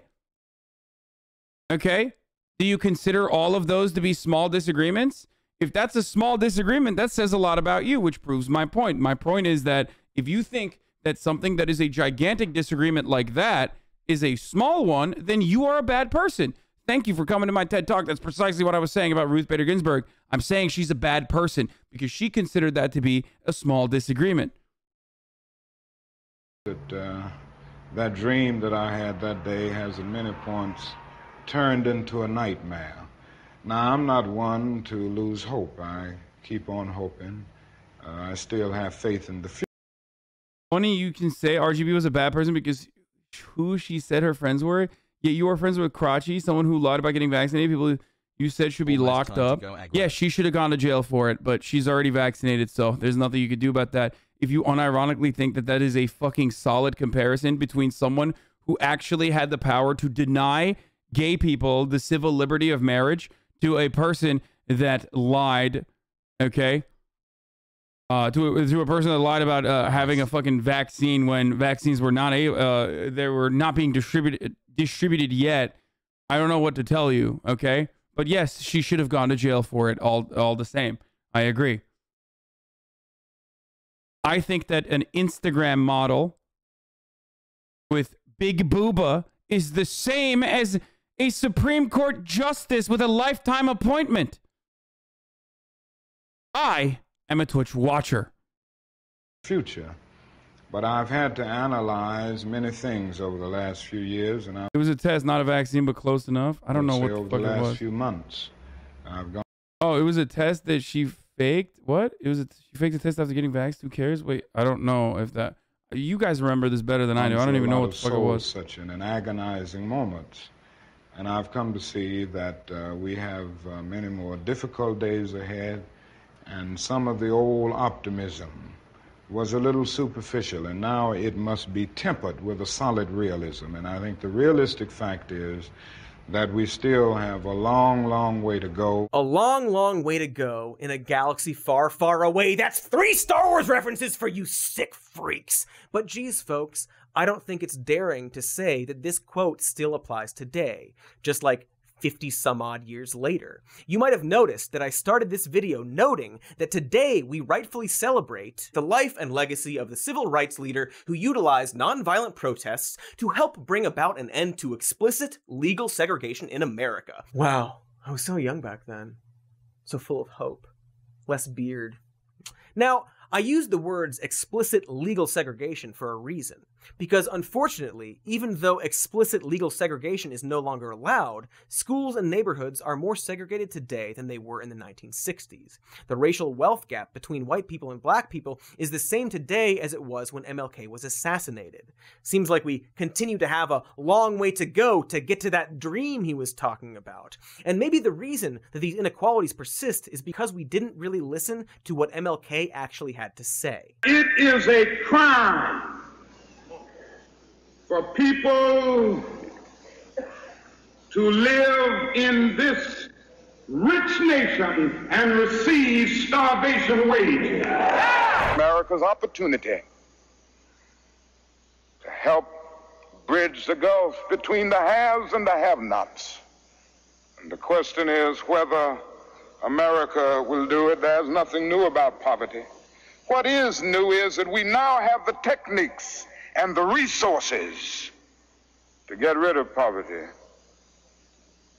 The real question is whether we have the will. Now we are dealing with issues that cannot be solved without the nation spending billions of dollars and undergoing a radical redistribution of economic power. Oh, hey, there's that word, redistributionism. Man, it seems like there are very few politicians today that promote a vision as radical as the one MLK advocated for in the 1960s, perhaps because he was rightfully challenging the very foundation of this country, something that neither Republicans or Democrats like to challenge. In fact, in his quest for absolute justice, as early as 1951, when MLK was in his early 20s, he wrote a note. I don't know, man. Sounds like a fucking commie, dude. Maybe they should have banned him. We should probably cancel him, dude. Liberals in the chat be like, maybe the FBI was right about him being a womanizer. That took on America's sacred system of capitalism itself. I am convinced that capitalism has seen its best days in America, and not only in America, but in the entire world. It is a well-known fact that no social institution can survive when it has outlived its usefulness. This, capitalism has done. It has failed to meet the needs of the masses. Hey! Weird that politicians don't quote that part of him. Seems like maybe they want us to forget about all that stuff, or how aspects of King's thinking may have— Dude, people literally fucking say Jesus Christ is a capitalist, okay? Like, it doesn't matter. That's like a person who is supposed to be like this deity, this like person who built his entire story around this mythical figure that built their entire story around like helping others unconditionally, okay? Like, Republicans say he's a capitalist. It's done. Who is Martin Luther King in comparison to, you know, motherfucking Jesus? If they can do it to Jesus, they're gonna easily do it to Martin Luther King. You know what I mean? Like, they make it seem like Jesus is a supply side economics Andy. They don't care. My point is they don't care. Have been why FBI Domestic Intelligence Chief William Sullivan once wrote an urgent memo declaring King the most dangerous Negro in the U.S., stating, "We must mark him now, if we have not done so before, as the most dangerous Negro of the future in this nation from the standpoint of communism, the Negro, and national security." Yep. Gee whizzers, this whole American government jazz. And that is actually a perfect fucking circle back to the original thing that started me. That made me angry this morning when we started, which was like, this is why the FBI lied about MLK, and you're still advocating and regurgitating that same propaganda that they admit that they disseminated. Too keen on this King fellow. This may have been why MLK was relentlessly wiretapped and surveilled by the FBI until his death, aka assassination. This may have been why the FBI wrote a letter to MLK, blackmailing him and urging him to commit suicide, writing, "There is only one thing left for you to do. You know what it is." You're being hypocrite. Stop being a hypocrite. This man is saying the N-word. You're being hypocrite because he said N-word and he is white.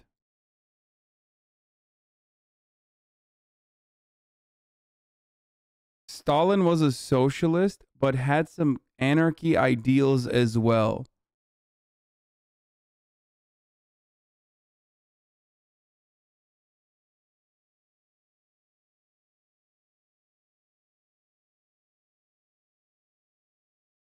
Jesus was What? Bernie Sanders, a Jewish socialist. Based.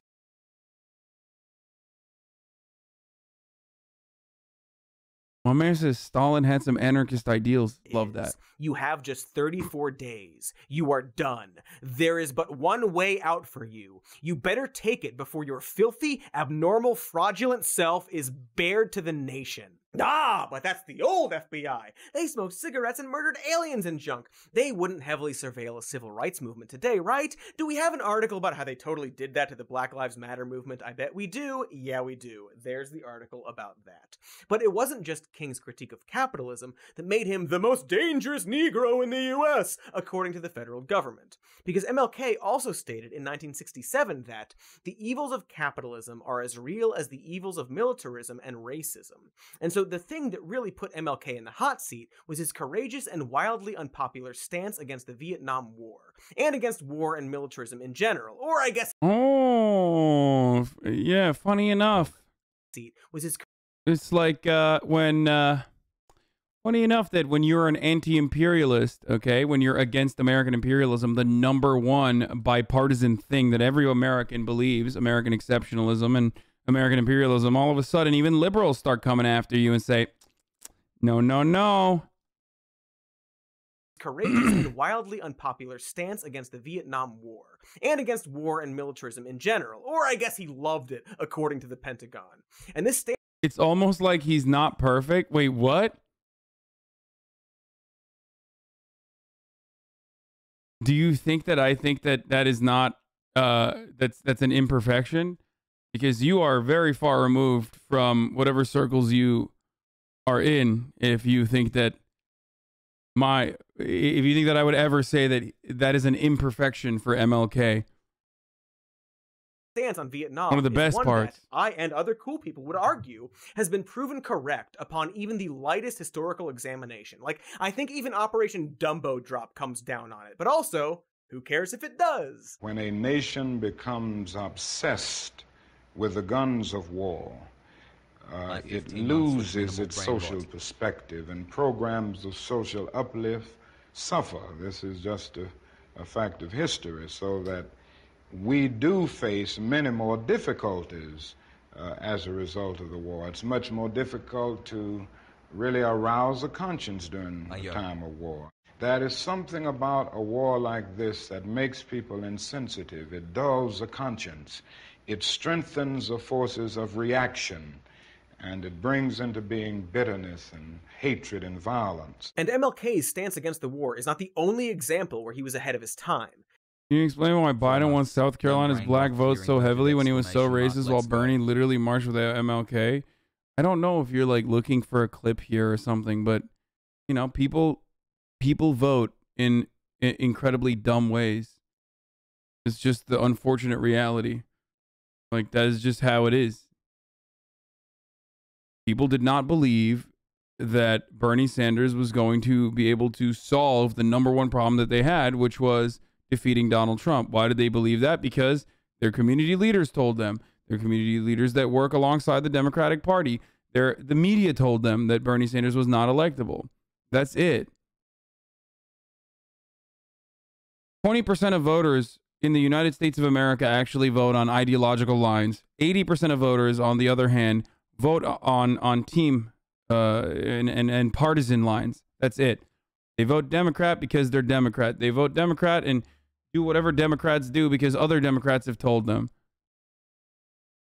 That's it.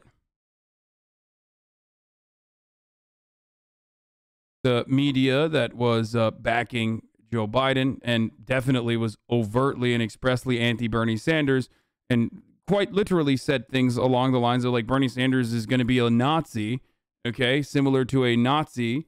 That was MSNBC, by the way, not Fox News. Then did everything they can to portray Biden as like, you know, Barack Obama's best friend, yada, yada, yada. Jim Clyburn, incredibly important figure in the South, specifically in South Carolina, also promoted Joe Biden, and that's why people voted for him over Bernie Sanders. That's it.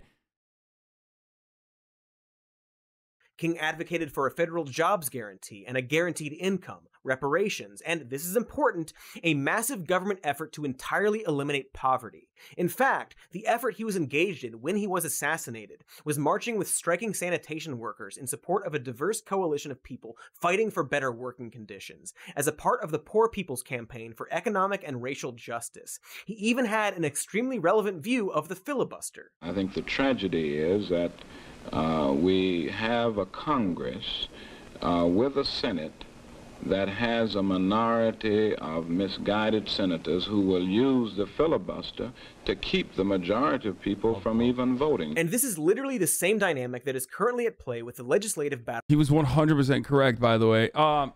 Tristan Cinema would be like, sweaty, Martin. Sorry, but you're stoking racial divisions in this country right now, and I don't like that. You're being quite divisive, and I don't like that. Over the John Lewis Voting Rights Can you please Act. stop? Now, Majority Leader Chuck Schumer has vowed to take up filibuster changes by MLK Day if the voting rights bill is blocked. So I guess let me know in the comments if that effort has been successful. I have a pretty good guess on whether or not it has been. Also, like and subscribe, and also I probably won't read the comment. My point is that the political stances that MLK took in the 1960s are more progressive than the vast majority of Democratic leaders today. And even then, MLK understood that the biggest stumbling block to achieving absolute equality was the very people that proclaimed to align with his vision. I think the biggest problem now is that we got our gains over the last 12 years at bargain rate, so to speak. Didn't cost the nation anything. In fact, it helped the economic side of the nation to integrate lunch counters and public accommodations. It didn't cost the nation anything to get the right to vote established. And now we are confronting issues that cannot be solved without costing the nation billions of dollars. Many of the people who supported us in Selma, in Birmingham, were really outraged about the extremist behavior toward Negroes. But they were not at that moment, and they are not now, committed. Yup. It's the same exact attitude that requires that a black person that says, like, you know, white people need to stop hating black people has to follow up with and black people should be nicer to white people as well. You know, it's just always the same. Because people are more angry at black people rising up and demanding equality than they are against the unjustifiable racial violence that they're subjected to. Whether it be in the hands of the state, which is a monopoly on violence, or in the hands of other paramilitary groups.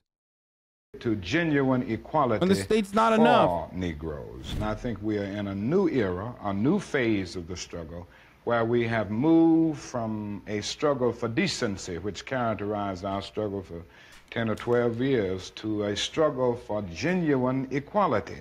And this is where we are getting the resistance, because there was never any intention to go this far. People were reacting to Bull Connor and to Jim Clark rather than acting in good faith for the realization of genuine equality. And so, while President Joe Biden may claim that he is committed to racial equality, he has still refused to cancel student debt, which would significantly narrow the racial wealth gap, something he could do today, this day, with a stroke of a pen. Or not, depending on who your favorite blogger is. In fact, after the largest sustained protest movement in American history, the Black Lives Matter movement in the summer of 2020, very little lasting concrete action from our government has taken place to achieve genuine racial equality. This dynamic is probably why MLK wrote his famous letter from a Birmingham jail in 1963, which reads, "I must confess that over the past few years, I have been gravely disappointed with the white moderate. I have almost reached the regrettable conclusion that the Negro's great stumbling block in his stride toward freedom is not the white citizen's counselor or the Ku Klux Klanner, but the white moderate, who is more devoted to order than to justice." Dude, he was being so divisive when he said this. Like, how is he going to get people to go out and vote for the Democratic Party if he does this? You know what I mean? It's just so divisive to talk about, you know, liberals that actually don't want to immediately kill black people on sight in the same way that Republicans do, but, you know, still harbor the exact same kind of racial resentments that black people have. It's so fucked up. It's so divisive. So divisive. No, no, no. Who prefers a negative peace, which is the absence of tension, to a positive peace, which is the presence of justice. Who constantly says... Gross generalization. That's another... Yeah. Oh, man. MLK with a gross generalization. Says, I agree with you in the goal you seek, but I cannot agree with your methods of direct action. Who paternalistically believes he can set the timetable for another man's freedom. Who lives by a mythical concept of time, and who constantly advises the Negro to wait for a more convenient season. He's talking about you, Joe. Both of you Joes. And probably a bunch of other people too. Definitely, probably, absolutely. And so while the right-wing appropriation of MLK is more obviously and blatantly disgusting, neither political party is doing a particularly good job of living up to King's legacy. And it remains such a tragedy to this day that he was taken from the world by some asshole with a gun, though not necessarily the one that we've been led to believe. And, at least according to the jury in a civil trial in Coretta King, a conspiracy that involved the mafia, local, state, and federal government agencies. So we never got the chance to see what MLK would think about Ronald Reagan's presidency, or mass incarceration, or Black Lives Matter, or Colin Kaepernick, or Donald Trump, or The Matrix. Maybe he would have loved The Matrix, we don't know, but we could have. If MLK were alive today, he would have been 93 years old, 7 years younger than Betty White, and it is a damn shame we haven't had his wisdom to rely on all of these years. We don't know what he would have said or thought about events over the last 50 plus years, but we do know what he did say while he was still here. And so the first step towards honoring Martin Luther King's legacy is to stop whitewashing it. But for now, I will leave you with this, a portion of the final speech MLK gave before he was assassinated. Like anybody, I would like to live a long life. Longevity has its place. But I'm not concerned about that now. I just want to do God's will. And He's allowed me to go up to the mountain. And I've looked over. And I've seen... I see what you mean by this video being really good. The recontextualization that some more news is doing here just pulled me out of my 20 years of education that has conditioned me to think of segregated lunch counters as just pure evil that would inevitably be legislated away by any moral society, and instead is a small amount of progress as companies posting Black Lives Matter today. That's exactly what it is. Sorry I paused it, but it is important to understand. This is the perfect summarization of what MLK was talking about prior in the previous quote, which is, these are bullshit concessions offered to people who understandably are angry about the shitty hand that they've been dealt. And oftentimes people will just point to that and go, shut the fuck up. Come on. What do you mean? And liberals do that as well. And it's not just Republicans. Liberals will literally point to the minor concessions that black people got to be like, what more do you want? I mean, chill the fuck out. The promised land. I may not get there with you, but I want you to know tonight that we as a people will get to the promised land. So rest in power, Reverend Dr. Martin Luther King Jr. As they say, thank you for being a friend. Travel down the road and back again. Your heart is true. You're a pal and a confidant. No! I'm not finished! And if you threw a party, invited everyone you knew, you would see the biggest gift would be from me, and the card attached would say, thank you for being a friend. Thanks, MLK. Also, happy birthday to Betty White, who is definitely still alive.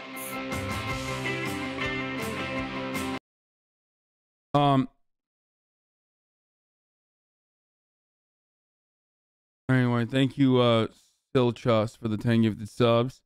The fact that CNN and MSNBC aren't showing segments similar to this video should speak volumes to many. Why the fuck would they do that? It's not like they themselves are fucking pro-socialist. They're not. They will never show that. Just like your school is not going to show this to you for the most part. Because it is about whitewashing the legacy of MLK to serve a specific purpose. The purpose that is going to...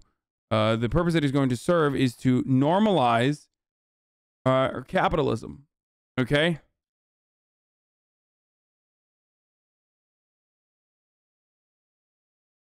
Well, if he wouldn't have been killed...